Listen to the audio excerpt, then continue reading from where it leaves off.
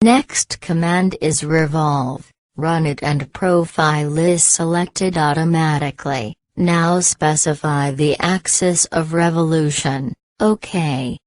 By default extents type is full. Also you can change the output to surface. OK, check it out, it's so good.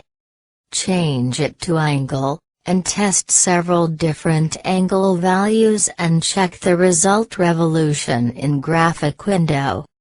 Test it more and test the direction 1, direction 2, symmetry and asymmetry types of extents. OK. Try to do it and complete the job. Test it more and see its operation on graphic window. It's good. Next extents type is 2. Select it and then use this plane to relimit the revolution. OK, it's so good.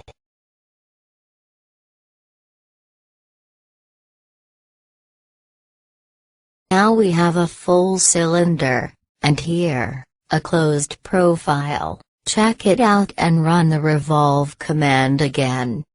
Set its parameters and in Boolean operation, select cut, and check the result revolution. OK, so good. See it in graphic window more and change extents type to angle, define the angle values and make a new revolution shape. OK.